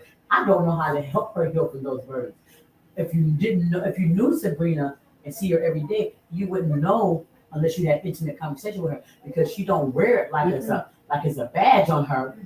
But if you know you sit down and have a deep conversation with her, you know that that's still a burden within her in her heart, and that's something that bothers her. So this conversation here, where it never thought to me, I'm happy that I brought it together. I was able to do that so that it can maybe heal you. It can heal you. You can have a better understanding of something. You can get something out of you know. It's just, I mean, I'm deep. I'm overwhelmed. So can I ask a question? Because we definitely don't want to leave here in vain. We're not here in vain. We believe that the steps of a good man are what? Order. They're That's it. ordered. And if your healing is in the room. I think enough information been shared. If nobody gets healed today, I think the God is in the room. Exactly. He said it. He says, go in. You go in and get that thing because it's exposed. Everybody Jesus healed, they cried out. The lady had the issue of blood. The man was blind. The man was in a tomb with depression. You got to give that thing a name. Yes. The way you get healed is you identify it. Molestation is the name. That woman that had the issue, he said, what is your issue? I've been bleeding for 38 years. He dried that blood up. So now we can identify you are dealing with molestation. So now it's exposed. Now we need to heal it so that you can overcome it, so you can go back as a chain gang and go get somebody else. Because they want to show it's bold for you to be sitting here Very well. and telling your story. That's half the battle. Is that right? Yeah. That's half the battle. You got this. And you're a beautiful woman. And you are not what happened to you. It's a stepping stone for you. It's a platform for ministry. Exactly. You already said you're a therapist, right? I have ministry. Yeah. Utilize your pain for ministry. Yeah. But I want to thank you too, because when you said about, I have a story. When God first called me, he said, I'm going to use your story. It's been many years ago, but I mean, it still come back around in my mind, but with so many things going on. I just hadn't put the pen to the paper with that part of my life. I started Sister with a Father Support Ministry because I did want to get out here and help other women and young girls. I was a teenage mom too at 14, and all that growing up. When I really realized some things about myself, it inspired back from molestation. You know what I'm saying? Feelings, touching, all this type of stuff, and out there. And even, you know, parents. My father was an alcoholic, and he was my mama. So I grew up, you know, with all these different things going around, and then ended up getting pregnant, and by the time I was 17, I had 3 kids. And you know what I'm saying? So it's just like, but I just want to thank you because I am going to put my book in order as far as my personal life and getting it out there. But yeah. And then we got a publisher sitting over here next to you. See, this is what I'm saying. Like, Oh, this the publisher. Y'all gonna make me cry. Don't cry. Just hold on. Don't. We're glad you're now. I mean, yeah, because you know I got my book on my book right now too. Bet on you, so it's kind of like you gotta, you know what I mean, you gotta bet on you. I mean, because the value is there, you know, because when you said the mind, right? And so in Colossians, when he said we was all his enemies and alienated, and our minds were wicked works. So like when you operate outside of how God said, that means you separate yourself from you. Outside of you, you will always find mediocre. You will never find greatness outside of you. You know, and so when you operate like that, it's like now I have to figure out like which thing that I'm going to really believe, because it's about believe, do, and have. We've been taught be, do, have. So you can't be something that you're not. You got to believe it, because Christ said, believe it. All things are possible for him that what? Believe. Because if you believe, you're going to do it. It's the vision that we see in our head that we buy first. Like you totally bought your past. We all did it one time. I totally bought it. I was a gangster.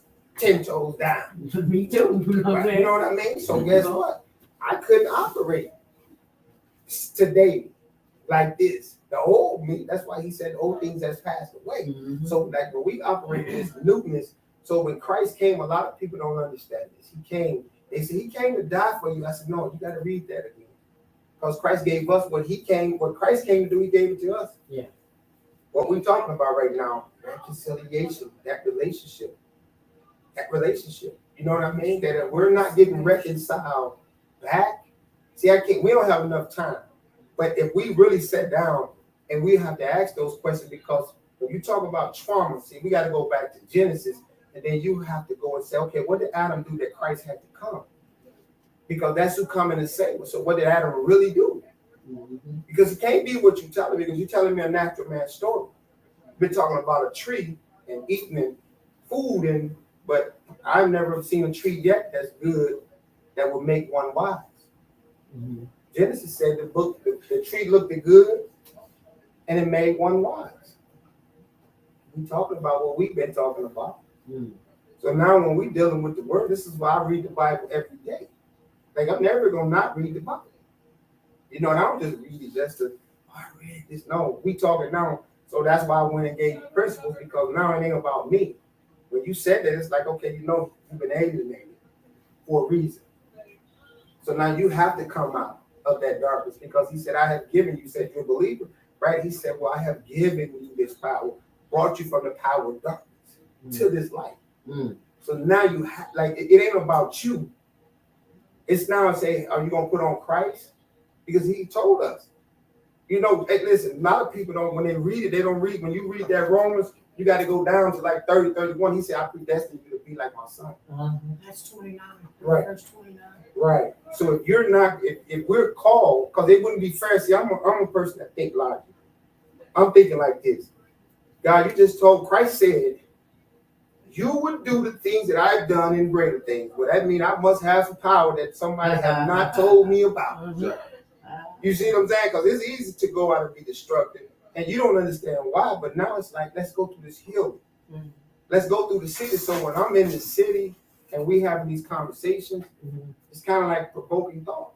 You thought your way in. I'm telling you now, you're not working your way out. You're going to have to think. Just like you thought your way in. See, the little girl is in the corner. So now you got to have this conversation. And this little girl is like Judas, because right now she's betraying you. You listening to her. She's not a victim. She's never been a victim. But you got Judas here, and she's betraying you. You see what I'm saying? Judas is a betrayer. All of us have a Judas on the inside that betrays us. It is that person that say, "Why did I quit school? Why did I get pregnant?" Go back to who darkened counsel are you listening to? Right? Because we can't escape this thing called life. We can't escape it. So, but I'm gonna tell you this: I dominate. I love that. You know what I mean? Like every day, God, if you wake me up because I owe you my life. My life is yours. I have no life without you. My breath is yours. If you take his breath, I'm done. So now I owe you to wake up every single day to dominate. So when trouble show up to me, I just look at it and say, listen, I just buried it close home.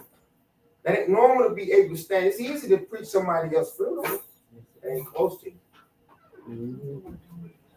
It's easy. I like words. I do too. I sleep with the dictionary. I love Absolutely. words. Absolutely. Dominate. I was listening to something you said about your dad used to abuse your mom, right? And that kind of made me think about your brother. And so we're talking about trauma. I'm telling y'all, it stems from somewhere. And when you get to the root of it, if you follow it, you'll find it. And he out to act that against you because of something you don't know what he went through. So that's why we got to learn to forgive too. Forgive the accusers and the abusers because they've been abused. Amen. They've been, right? Yeah. They've been abused. Nobody just out acts a certain type of way. I'm petrified of mice. Petrified, move out my whole house, I'll sell it. Why would I be petrified? Because as a child, my mother had one of my brother's friends chase us down and put a dead mice on us. That was traumatizing. Now all of us, I'm telling you, it stemmed from us as a child. Yes. That was a traumatic experience to put a dead mice on a kid, petrified of a mice. So now what I gotta do the work. I gotta go inward and say, now wait a minute, I can't sell my house because there's mice in here. But it doesn't change the experience. Right. Traumatized over a mice. We'll pack up and move. But I gotta do the work. The experience was real. And so with your brother, he went through something you don't even know about. But I'll guarantee if he tell you, you will easily forgive him because he needs your prayer. And God has given you the power to pray him out. I forgive him and I pray for him every day. Don't get me wrong, I still pray for him. I still love him too. Yeah. It's just I just feel like I don't want that relationship to come back. That trust. You don't have to. You know, that's just the thing with me. Yeah. I just, hey, how you doing? I can give you a hug. But I just don't want to, because one thing about him to this day, and Pam knows to this day, he still hasn't changed his character. He's not gonna change. I just don't want to be around that. Yeah. You know, so it's just, and we just lost a brother. So my mom is being more adamant now with all those trying to get closer, but I just don't see it. Yeah. I don't see it. I really don't see it. Wow. And so here's the question: Do y'all think we need to forgive people or ourselves? I think we need to forgive ourselves because we're the one that's dealing with the problem. See, I'm a little advanced on this because me and Anthony had this conversation before. So, but yeah, you need to forgive yourself because that's who you're trying to forgive, whether he accepted or not. It's not about him forgiving, being okay with your forgiveness. It's about you forgiving yourself for the situation. And that's it. It's about self. We control what has happened to us and influence those. Yeah. So when I looked up the word dominate, it's saying control and influence. Right. So and so this is the thing that we're called to do. You know what I mean? So when I think about so when we deal with unforgiveness, or say when we try to forgive, like when you break that down, it's like something has to be given. Right? Well, think about this. The betrayal spoke something to you, but you look outwardly. And so when you looked outwardly, what you saw was bro. Right? When you saw bro, the little girl said something. And so this is why, like, it's just like as Judas, you got to go and redeem her, because guess what? What did the Bible say? Until we come like little children. So, but if this little child, he also said in Romans, he said one of the things of a reprobated mind is a disobedient, right?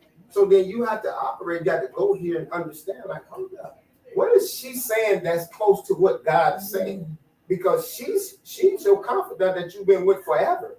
This is your real, if you say God or guide or influence, this is who you really, and this, guess what? This is who you protect. This is why now you became Absolutely. what you became, because now it's like everybody tell you like, ooh, she's so, this is so wrong that, and you just so, but then now this little girl is talking. She's dominating. You see what I'm saying? She's controlling until you go and say, listen, there's no way you could be a victim because nobody sees her. So why are you connecting her to this outside experience? You got to talk to, like I talked to the little ant. So the little ant had been through hell and high waters. So I told my man, like, bro, this never happened. It's like, okay, it happened in this way. But I'm saying I need to live from here because this person here, trust me, I listen to this guy here all day, every day. And so my little man now, he don't say the same thing he used to say to me. Hey, man, dude, get out of line, you talking. You know what I mean? They get out of line, you don't get out on. He ain't saying that no more. Now he's saying, hey, man, inhale and exhale. He said, go dominate because now you owe something. Right? You more than. So now when I go in, that's why I live. But if my wife was here, she'd tell you, like, this dude don't do nothing but stay in. And I don't mean just in the house. I'm always inward because I check my energy. I check this thing because we can be sitting here talking and everybody can be just saying anything. And we'll leave out of here the same way we came in. Exactly. But if you pay attention to your energy, so this is an exercise that I do all the time with people. I say, man, I need you to breathe in 3 times. Right? Because in order to get, you got to what? Give. But you got to have room to receive. So much is already packed up that you ain't going to listen. The Bible talks about new wine and old wine. He said they can't go together. You're already full. So until you can sit back and say, let the air out, let me unlearn and relearn, because right now what we've done, and I had to do this, all I did was took me and covered me up with a lot of things. He's an entrepreneur. He's a preacher. He's a giver. He's a server. But then this little guy sitting home when I got off the podium, what really got me was, as a preacher sitting on that podium, I said, that gangster's alive. Because nobody tells you the truth. That gangster's alive. Yeah. I knew it was. And I said, God, that wasn't supposed to be so. That gangster's alive. I'm like, this is not right. And he said, go, you got to go redeem it. This who's speaking, this who you's hiding. Everybody's hiding. Remember, I don't know if y'all ever seen that movie with Denzel when they was on that boat and Antoine Fisher. He said, who won't cry for that little boy? Mm-hmm. See, they publicize it. I'm not crying for you, my man. You ain't finna convince me to feel sorry for you because of this happening. That's huge what you just said right there. That's a powerful statement. You see, that's where a lot of people are. They right there. You got grown men married to women being that little boy. That wife want to hold hands. He remembered something happened to him. He's right there. That's a powerful statement. You should write that down. Yeah, I got it on that. That's powerful. Because a lot of times that's what we are. We right there. I'm telling you, that's why you hear me say, I said, who told you that you were? Mm. And I had a young lady say to me, stupid. Because that's the first thing came to her mind. She was being transparently real. See, we got to stop covering up this stuff. We got to start saying, who told you that you were? Good for nothing. Who told you that you were fat? Who told you that? Where did you get that from? Who told you that? Who told you? Who told you you weren't a good dad? Who told you that you will never be shit? Who told you that? Yeah, I encourage everybody to read my book because I talk about this in there. Who told you? I told a young man, I said, you know, your grandmother, which is passed and gone now, I said, you believe what your grandmother told you. His grandmother told him you will never be shit. And so what he did was he lived his life trying to show her that he would be, but he never proved it to her because she had already made her imprint on him anyway. So he believed what she told him. So what he did was try to impose that on me. She's told you you'll never be shit. She was trying to tell me that. Well, I'm going inward. I'm going in because I said you believe your grandmother. I don't believe your grandmother. And I don't believe you through your grandmother. I am that I am. I'm fearfully and wonderfully made. There is no other like me. Listen here, I'm wearing a designer every day, all day, because the Bible says that God fashioned me. Listen, I don't wear what you put on me, it don't fit. It's in the book. Get it, y'all, and read it. Whoever put it on you, take it off. It don't fit. I am not fat, ugly, dumb, and stupid. No, I'm intelligent, I'm smart, and I'm beautiful. Amen. Because that's what he said. When I was young, I went through a lot of that stuff. Like as a kid, I had went through a lot of like depression and different stuff like that. And a lot of people don't even know that. Like, I mean, elementary, a kid. Were you Like, bullied? yeah, bully, just like family, you know, being different towards me because I never was skinny or like just different stuff. You know, So I who had to go told through you a lot that of you that stuff. were? Then somebody But- tell you something. Yeah, right. But then like as the years went on and I got older and like I said, I didn't let nobody or nothing, You went in. change me or who I was or make me feel like that no more. Like I talked about it with my mama when I was young and I got over it and I never went back. I don't care how many relationships I've been in. I've been in a bad well, I ain't gonna say a bad relationship, but when I broke up with this guy recently, he was trying to like down me and say a lot of stuff to me. I can't even talk to my auntie about it. I told her what he said. And you know, I hurt my feelings a little bit. It hurt my feelings a little bit, but also I had to, like you said, go inward and realize He like tried to that go get that trauma. little girl. Right. It ain't that wasn't Because for she me. still exists, though. She ain't never gonna die. She still exists, but you gotta talk to her and Mhm. make her shut up. Yep. See, he tried to resurrect her. We gotta do the work, people. In order for us to have And that's growing relationship. up, the women in my family, more than not, we hippie girls. We've always been hippie, so it ain't, you know, we just hippie. And, you know, even as little girls, you know, when you see the little girls in the family, you have to be like, oh, you better watch that little girl, you know, whatever, because we hippie, we was hippie kids. And we was hippie, that's how our build up is, our DNA, so. But I didn't know back then. Right, exactly. And Who I didn't I either. was. My great grandmother used to tell me, ooh, Pam got a long butt. That butt's so big when she walk around the corner, the butt still go around the corner. And I used to be ashamed that I had a big butt. Yeah, You who know? told you? And I didn't understand that. You know what That's I'm what's saying? the seeds planted, brother. And that's the Right. works of the enemy. He plants So I those realized it seeds. was a weapon. No. But see, that's when the vibration gets low because then we get to the place to where now it's like I don't really care. You get right? That's for real. That's how we. You know what I mean? Because think about it. I'm telling you, this is something that you remember. Think all of us. She is not hurt, but she is speaking the language of the hurt. Yeah. But she ain't hurt. I'm telling you, when things happen, if you do not understand that you have to control this situation, you know what I mean? Your self-talk. If you don't dominate, listen. If you don't tell her what to say, she's gonna tell you what to say. Ooh, now you know what I That like was that. If deep. you don't, so listen to this. So the pain that I experienced. Y'all can't be friends outside this room. Y'all gotta be friends through me. We I'm letting gonna y'all be know friends that. through you. I'm funny like So that. listen to this. The pain that I experienced, here's what God said. He says, allow the pain to be the medicine that ministers healing to the hurting. Mm. You got that, Yes, remember? yeah. Remember I gave you that years ago. Yeah. Allow, listeners, whatever you've experienced. And we know, Romans 8:28, that all things work together, dominate. Look at what I got out of that. That's a t-shirt. Let the pain be the medicine that ministers healing to the hurting. Let my pain can minister and conquer everybody that hurt me. I love it because love will resurrect.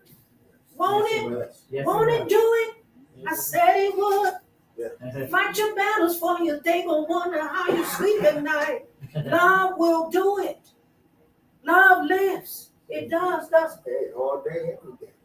It'll do it. We got power to love, to pray for people, and let us be change agents. Get healed so we can be whole, happy. Okay, y'all, as we begin to start wrapping this up, I want everybody to just shout out their business, any information you want to promote your business, anything about your business. We're gonna put it out here. We got about 10 more minutes before we wrap up. So I hope y'all got the trauma message. We're gonna come back again with this because this is ongoing. This is ongoing. You know what I'm saying? If I can get these intelligent people and a few more to come down and just share some experience, you know what I'm saying? And maybe we could bring some kids in here and some young people and some old people. Because there's some old hurt out there. Bring some old hurt in here and get it healed. Because there's some generational curses out here. Because it is. And for somebody what you said, it did something to me. It made me think. It made me think when you said the grandmother told him he wasn't gonna be shit. And then now he trying to make you think you're not gonna be shit. Yeah. And that's generational. That's the worst thing ever. Hurt people hurt. Yes. They bleed And out they bleed out years. on you. Yes. Oh my God. But going back to what Anthony said, he hasn't dealt with him. He Right. needs to make him shut up. Right. Exactly. That little boy needs to shut up. Exactly. The grown man needs to tell that But kid you know to how go much sit that down. happens every single day. Yeah. Every single day. Somebody, I've experienced hearing people tell people they're not shit They do. and they ain't gonna be shit. You know, and I you know, sometimes they be like, mind your own business, but I mean, you know, But we need to there is dominate. something that made me want to say something. And I always tell any kid or any person, you can be what you want to be. If that's what you want to be, if you know whatever you want to be, wherever that you can be there. And I try to provide, and that's something I do. I try to provide opportunities for anybody that wants to help themselves. I try to do that. You know what I'm saying? In any way I can help them. I do a lot of stuff up in here. A lot of stuff up in here. Come see me. You got some ideas in your head? I'm gonna help you. I'm gonna help you because that's what I do. But you gotta want to help yourself. I'm tired of trying to help people that don't want to help themselves. I want to help people that want to help themselves. So let me say this thing, because we gotta remember this: the blind will never see. So that's the reason a lot of people, even when you reach out to try to help a lot of people, that blindness is there.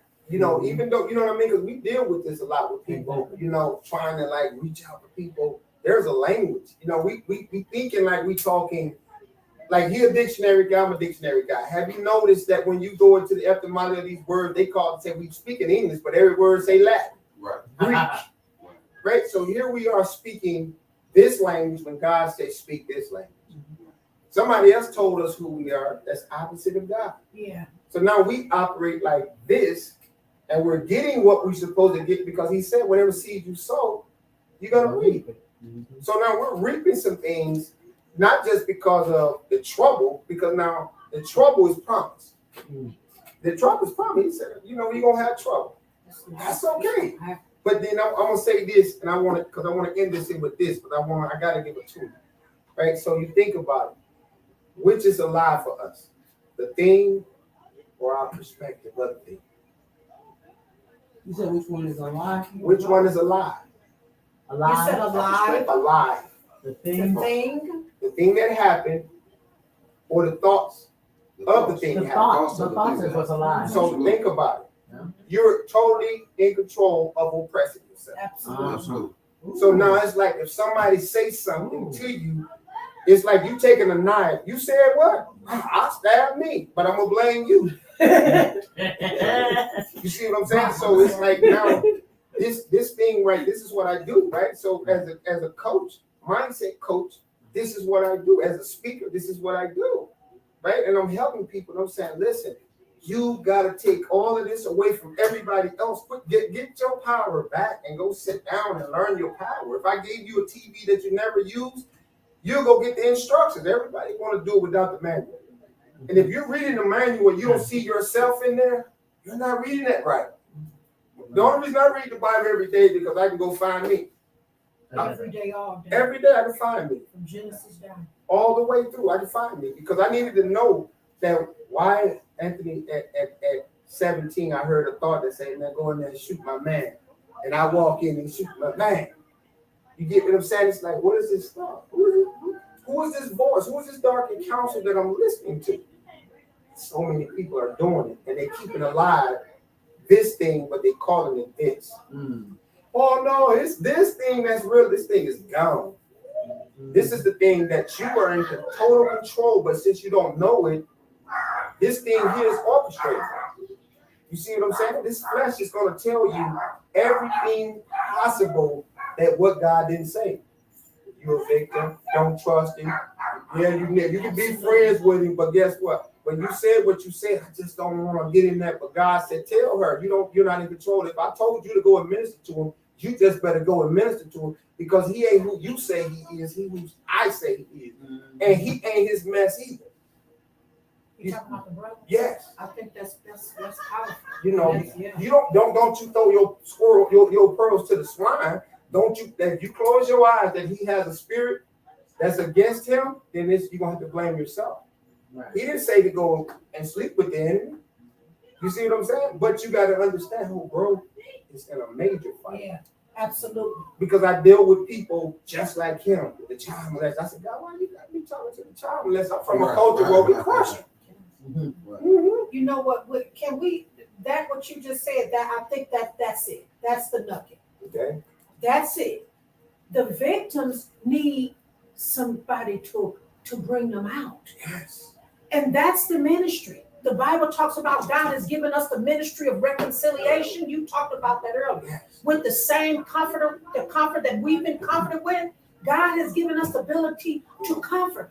Hurting people need to be understood because something caused them to do that. Yes. And so God sees them differently from the way we see them. Exactly. If you want to show your power, I'm telling y'all, I'm not talking just to be talking. You gotta love. You can do it. Love your enemies. Love those that have hurt you, and watch and see what God will do. Lamont, anything you want to say in closing here before you get out of here? You sure? We appreciate you being here. Giving Anthony a little strength, because we'll get Anthony every now and then. He need a little strength. He can hold it on. He not I right. dominate. Okay. I dominate. Till we triple. Hey. Sabrina, you got anything you want to say?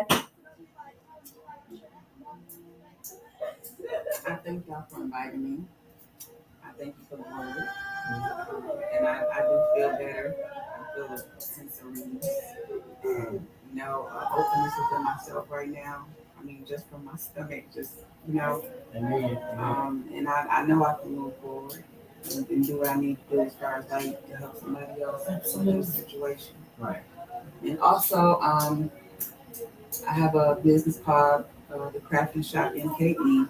Okay. It's a therapeutic type setting where people who've been through the trauma or depression, or you just need to get away and free your mind for an hour, a couple hours, whatever. You come to this type of arts and crafts. Do you have some business card? I would love to. I did a bottle painting. Well, you can come and learn how to make your own T-shirt. Not taking that from my sister, but this is they can design your own T-shirt and print it out and do whatever you want with it. I do one-on-one cooking classes. If anybody want to do cooking classes, I have a group called Entrepreneurs for the Young Minds. Keep your eyes on the prize, and that's from age 8 to 18. And I'm going back to home economics with them. Amen. So that's why I'm at 4018 West Lisbon Avenue.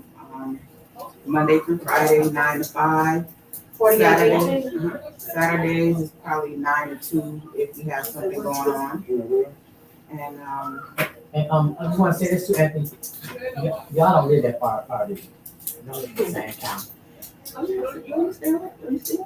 Yeah, Was your lights out no, yesterday? hey, but I didn't know, cause when I woke up, everything was just blowing. I sleep so peacefully. I don't, I ain't hear it. Yeah, it was out all day. And what you said the name of that again? It's called the Crafting Shop MKE. And then the kids group is called Entrepreneurs for the Young Minds. Keep your eyes on the prize. And that's building up the youngsters to learn how to be entrepreneurs at a young age. And the reason I came up with that is because I know y'all remember the young lady that got killed at the Burger King on 51st. It touched my heart so bad because kids that age shouldn't want money that bad. I feel like they can have the opportunity to get out here. You can bake some cookies and go sell them and become a millionaire. Right. I look at the little girls that got the lemonade. They got the lemonade at Walmart, 8 years old. So it's so many different things that they can do, and I want to introduce them to different things that they may want to try, and get out here and do something instead of trying to take from somebody. And even with the meal. Yeah. So we're looking for some male mentors too for the young men as well. So I just want to put that out there. Much needed. Male mentors is much needed. That's why we got to get their wings. Yeah. All right, boss lady Sheila, what you want to say? You know what? I'm honored, first of all, to always be in your presence. I think you are a phenomenal entrepreneur, community person. You are just a beautiful person. Destiny, my love. I love our women. I love Black women. I do. And I think you're a phenomenal person. I'm glad that we're here. I'm grateful that I get to meet you, Mr. Anthony. I didn't get your name, but I am really impressed by you. Sabrina, you birthing a whole lot of things, and so you just need to keep on pushing and keep on birthing. Mr. Publisher over there, we all got a book, so you might as well help us get this done. But for myself personally, I'm just gonna be. I have a room that I designed, and I'll make it brief. It has the letter B all over the room. And one time my girlfriend says, "Why do you have these bees hanging everywhere?" I says, "Because I get an opportunity to just be who God has designed me to be. And you will not put nothing on me that I'm not tailor-made to fit. I am Sheila, fearfully and wonderfully designed. I am a wife, I'm an entrepreneur, I'm a community advocate. I love people, I love God, and it is what it is." All right, Mr. Provoking Thought, wrap it on up for us. Oh, okay. Well, I appreciate the invitation, meeting everybody, sharing with everybody. And I got, the thing is for me, I don't like to really just put it out there all the time like that, but I do the coaching. So when you think about the trauma, helping young men change their life, around women, kids, I do this thing that I really been doing for a while, where I pay kids $10 to be smart. See, it's a thinking game. So if you can, take somebody and change that, that outlook, like when you talk about money, it's about the light and darkness for me. So anybody that wanna, connect with me, want to utilize my services or whatever, on Facebook, Instagram, Anthony Williams, Provoking Thought. So yeah. If you miss that, let me come holler at me. I'll get y'all to him. I ain't like that. It's gonna cost you a fee to go through me, but I'm gonna get you to him. But yeah, I just want to thank everybody for coming. I do too. I want to thank everybody for coming, even though I almost thought I was gonna have to fight with everybody on the panel today. But I put my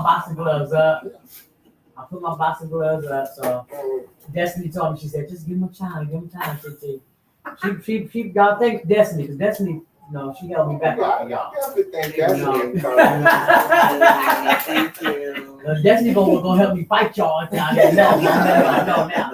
She But no, better. She better. Right, she gonna need that help. That's her niece. She better help. Hey, look, But I know life. That's one thing about me, and nobody can ever say that to me. I'm a very understanding, and I understand life. I know stuff happens. Even sometimes it's like at the last second, stuff happens. So no, I'm just happy that we were able to pull this off. Yeah. And I'm not gonna tell y'all I tried, but I've been on this for like the last 3 days. This is all I've been about. You know, I've been trying not to do other work, but I've been trying to just focus on this, just to get this table together, because it was something pressing me. After you brought it to my attention, it was something pressing me, and it was something pressing me saying that this has to happen. So I'm happy that it happened, and I know we're gonna have to do a repeat and go more deeper, because this is like an ongoing thing. We could just have a straight podcast every day about trauma and going through things and not trying to heal from past hurts, generational curses, whatever you want to call it. So I'm just happy, and I am gonna put something else together. I'll give y'all a couple months, so you know, but we gotta do this again. Can I say in summary? Uh-huh. In summary, to summarize, in And summary. that you got anything you gotta say? Yeah, I mean, I do, but Say it. no, it's deep. It's like, I guess I just feel like, you know, these young people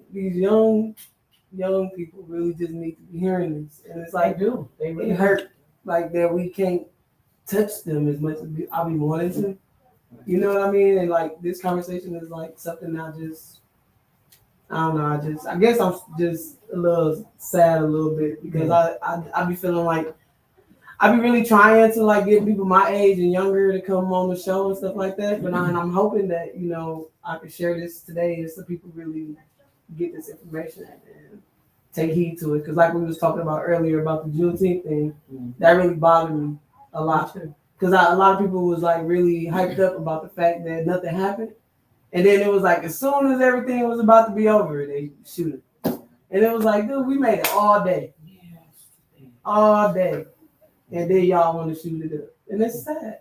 It's sad. And then it's a shame. It's little trauma kids. for us older My people kids, too. my grandkids out here with guns.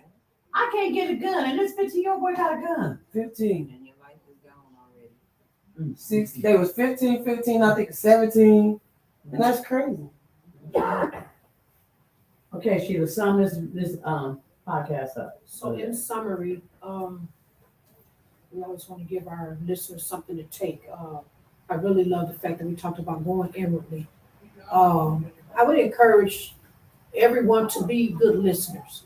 And you talked about the children. You are able to help the children if it's just one. True. If you can help, just be a good listener. Mm-hmm. Get to know the kids' name. They have a story. Mm-hmm. If you learn their names, they'll tell you their story. And I just wanted to say, everybody's dealing with something or have dealt with something. And they need to talk to somebody. Be that person. If God places somebody in your path, they're there for a reason. Maybe there's something they need to upload onto you. Allow them to do that. And listen without talking. Sometimes they just want to talk. They don't need you to try to fix it. Right. Just let them talk and get it off of them. And please don't regurgitate it. Yeah. Be the type of person, if somebody tell you, people that's, and I know this for a fact, men are really dealing with stuff, hidden trauma. And God is putting women in their paths that he's entrusting their pain to.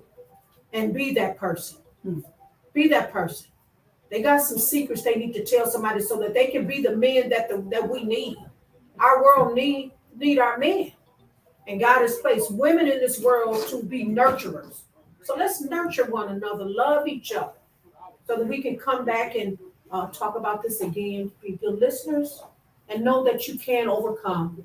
And make that little girl or that little boy be quiet. Amen. Thank y'all for joining us. We appreciate y'all. Definitely don't know what she doing. And I think we No, until you had it all zoomed in.